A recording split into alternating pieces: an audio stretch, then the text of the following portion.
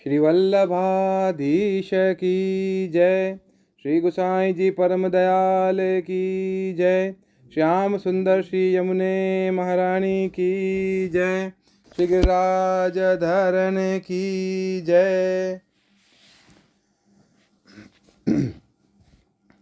श्रीमद् भागवत द्वितीय स्कंद। आज है 6वां अध्याय अथ 6ठोऽध्यायः। विराट स्वरूप की विभूतियों का वर्णन। आज हम क्या पढ़ेंगे कि विराट स्वरूप की विभूतियों का वर्णन। ब्रह्मा जी कहते हैं, उन्हीं विराट पुरुष के मुख से वाणी और उसके अधिष्ठात्र देवता अग्नि उत्पन्न हुए। सातों छंद उनकी 7 धातुओं से निकले। मनुष्यों, पितरों और देवताओं के भोजन करने योग्य अमृतमय अन्न, सब प्रकार के रस, रसनेन्द्रिय और उसके अधिष्ठात्र देवता वरुण विराट पुरुष की जिह्वा से उत्पन्न हुए। उनके नासा छिद्रों से प्राण, अपान, व्यान, उदान और समान, ये 5 प्राण और वायु तथा घ्राणेन्द्रिय से अश्विनी कुमार समस्त औषधियां एवं साधारण तथा विशेष गंध उत्पन्न हुए। उनकी नेत्रेंद्रिय रूप और तेज की तथा नेत्र गोलक स्वर्ग और सूर्य की जन्मभूमि है। समस्त दिशाएं और पवित्र करने वाले तीर्थ कानों से तथा आकाश और शब्द श्रोत्रेंद्रियों से निकले हैं। उनका शरीर संसार की सभी वस्तुओं के सार भाग तथा सौंदर्य का खजाना है। सारे यज्ञ, स्पर्श और वायु उनकी त्वचा से निकले हैं। उनके रोम सभी उद्भिज्ज पदार्थों के जन्म स्थान हैं, अथवा केवल उन्हीं के जिनसे यज्ञ संपन्न होते हैं। उनके केश, दाढ़ी, मूछ और नखों से मेघ, बिजली, शिला एवं लोहा आदि धातुएं तथा भुजाओं से प्रायः संसार की रक्षा करने वाले लोकपाल प्रकट हुए हैं। उनका चलना फिरना भूः भुवः स्वः तीनों लोकों का आश्रय है। उनके चरण कमल प्राप्त की रक्षा करते हैं और भयों को भगा देते हैं तथा समस्त कामनाओं की पूर्ति उन्हीं से होती है। विराट पुरुष का लिंग जल, वीर्य, सृष्टि, मेघ और प्रजापति का आधार है तथा उनकी जननेन्द्रिय मैथुन जनित आनंद का उद्गम है। नारद जी विराट पुरुष की पायु इंद्रिय यम, मित्र और मल त्याग का तथा गुदा द्वार हिंसा, निवृत्ति, मृत्यु और नरक का उत्पत्ति स्थान है। उनकी पीठ से पराजय, अधर्म और अज्ञान, नाड़ियों से नद नदी और हड्डियों से पर्वतों का निर्माण हुआ है। उनके उदर में मूल प्रकृति, रस नाम की धातु तथा समुद्र, समस्त प्राणी और उनकी मृत्यु समाई हुई है। उनका हृदय ही मन की जन्मभूमि है। नारद, हम, तुम, धर्म, सनकादि, शंकर, विज्ञान और अंतःकरण सब के सब उनके चित्त के आश्रित हैं। कहाँ तक गिनाएं? मैं, तुम, तुम्हारे बड़े भाई सनकादि, शंकर, देवता, दैत्य, मनुष्य, नाग, पक्षी, मृग, रेंगने वाले जंतु, गंधर्व, अप्सराएं, पक्ष, राक्षस, भूत प्रेत, सर्प, पशु, पितर, सिद्ध, विद्याधर, चारण, वृक्ष और नाना प्रकार के जीव जो आकाश, जल या स्थल में रहते हैं, ग्रह, नक्षत्र, केतु, पुच्छल तारे, तारे, बिजली और बादल, ये सब के सब विराट पुरुष ही हैं। यह संपूर्ण विश्व जो कुछ कभी था, है या होगा, सबको वह घेरे हुए है और उसके अंदर यह विश्व उसके केवल 10 अंगुल के परिमाण में ही स्थित है। जैसे सूर्य अपने मंडल को प्रकाशित करते हुए ही बाहर भी प्रकाश फैलाते हैं, वैसे ही पुराण पुरुष परमात्मा भी संपूर्ण विराट विग्रह को प्रकाशित करते हुए ही उसके बाहर भीतर सर्वत्र एक रस प्रकाशित हो रहा है। मुनिवर, जो कुछ मनुष्य की क्रिया और संकल्प से बनता है उससे वह परे है और अमृत एवं अभय पद का स्वामी है। यही कारण है कि कोई भी उसकी महिमा का पार नहीं पा सकता। संपूर्ण लोक भगवान के एक पाद मात्र अंश मात्र हैं तथा उनके अंश मात्र लोकों में समस्त प्राणी निवास करते हैं।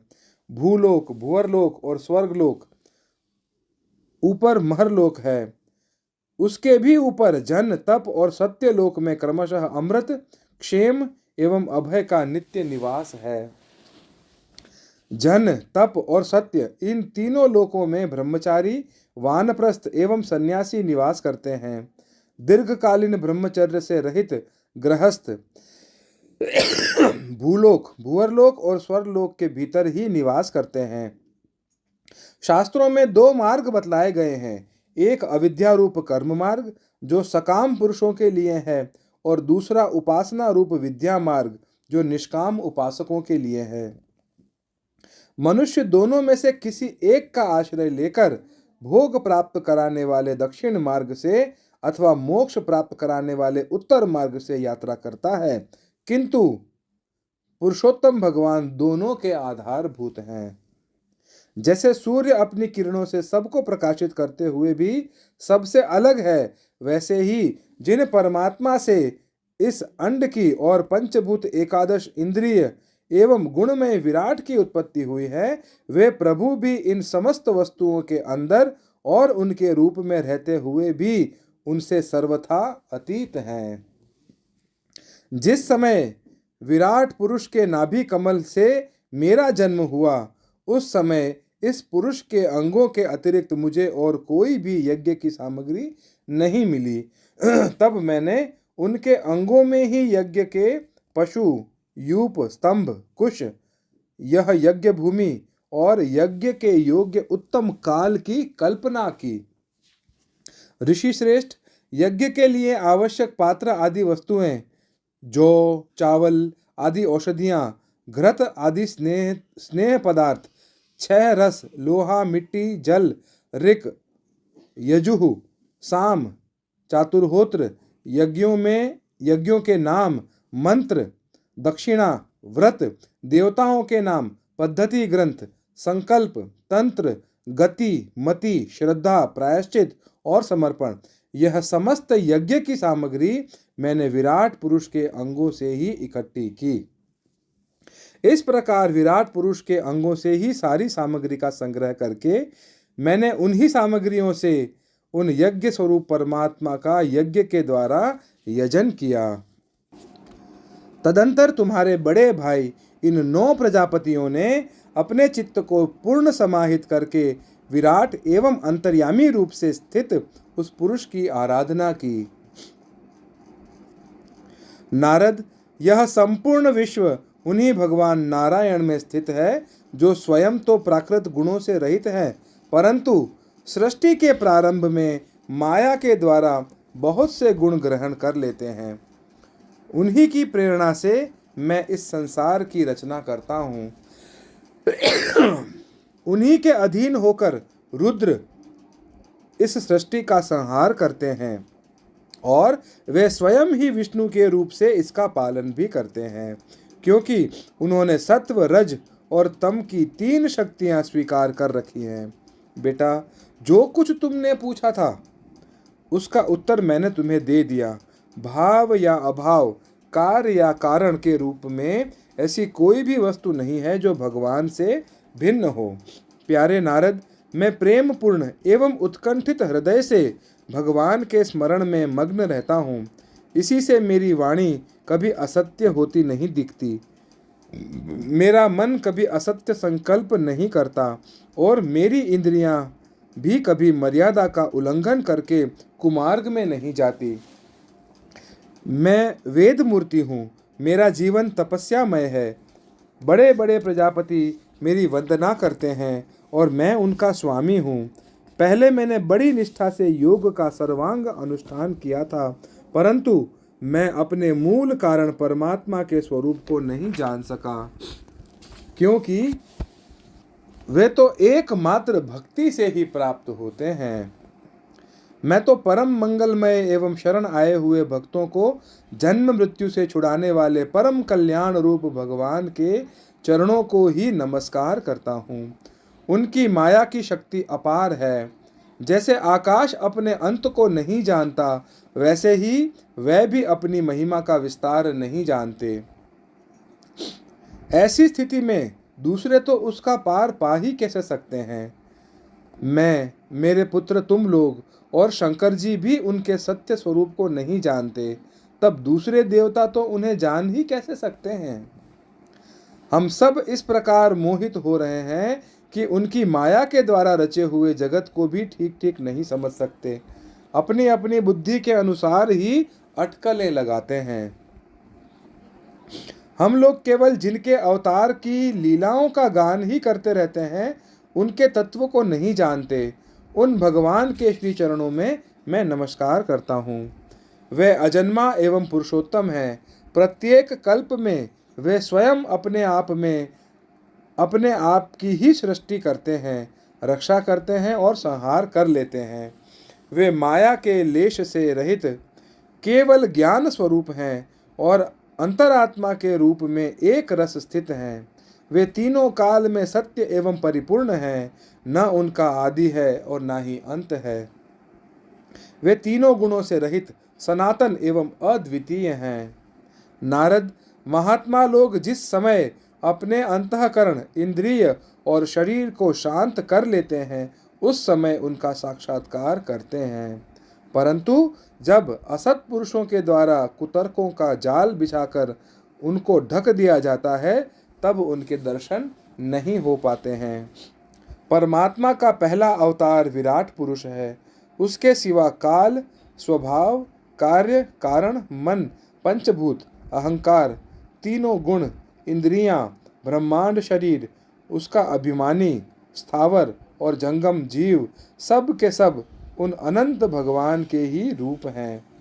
मैं शंकर, विष्णु, दक्ष आदि ये प्रजापति, तुम और तुम्हारे जैसे अन्य भक्तजन, स्वर्ग लोक के रक्षक, पक्षियों के राजा, मनुष्य लोकों के राजा, नीचे के लोकों के राजा, गंधर्व, विद्याधर और चरणों के अधिनायक, यक्ष, राक्षस, सांप और नागों के स्वामी, महर्षि, पितृपति, दैत्येंद्र, सिद्धेश्वर, दानवराज और भी प्रेत, पिशाच, भूत, कुष्मांड, जल जंतु, मृग और पक्षियों के स्वामी एवं संसार में और भी जितनी वस्तुएं ऐश्वर्य, तेज, इंद्रिय बल, मनोबल, शरीर बल या क्षमा से युक्त हैं, अथवा जो भी विशेष सौंदर्य, लज्जा, वैभव तथा विभूति से युक्त हैं, जितनी भी वस्तुएं अद्भुत वर्ण वाली, रूपवान या अरूप हैं, वे सब के सब परम तत्वमय भगवत स्वरूप ही हैं। नारद, इसके सिवा परम पुरुष परमात्मा के परम पवित्र एवं प्रधान लीलावतार भी शास्त्रों में वर्णित हैं। उनका मैं क्रमशः वर्णन करता हूँ। उनके चरित्र सुनने में बड़े मधुर एवं श्रवणेन्द्रिय दोषों को दूर करने वाले हैं। तुम सावधान होकर उनका रस लो।